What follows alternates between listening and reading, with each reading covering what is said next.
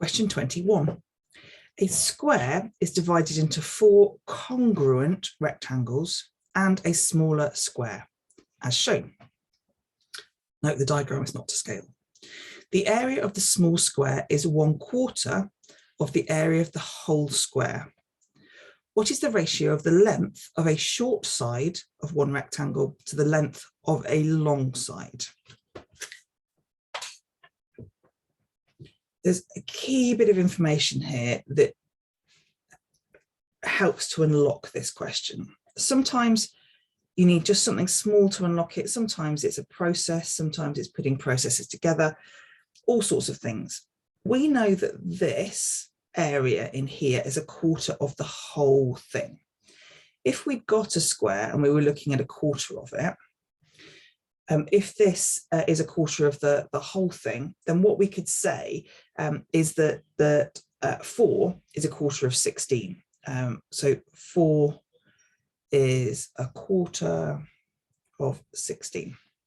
So if we said this whole square had an area of 16 altogether, then we could say that this has a length of 4 and a length of 4.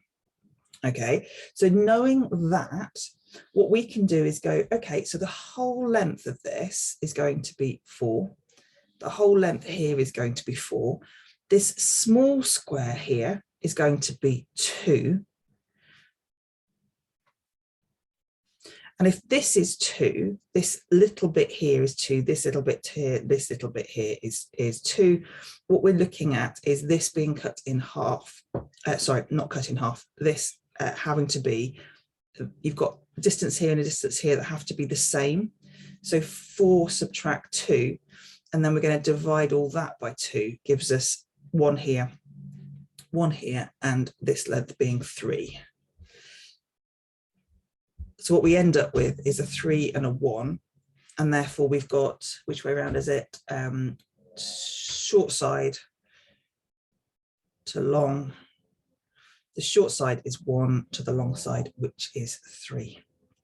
And this is the answer D. So the key bit is coming up with some numbers to represent. You could have used algebra. The fact that I used a 4 and a 16 was better than a 1 and a 4 because of this bit here. We could have put halves. We could have looked at this being even tinier. It's not halves, actually, it's a, yeah. So the 16 gave me the freedom to be able to do this. If you tried it with other square numbers and you didn't find that you had the right factors, just try it with some others, but larger square numbers would have worked as well. You still would have ended up with a ratio that you could simplify to 1 to 3.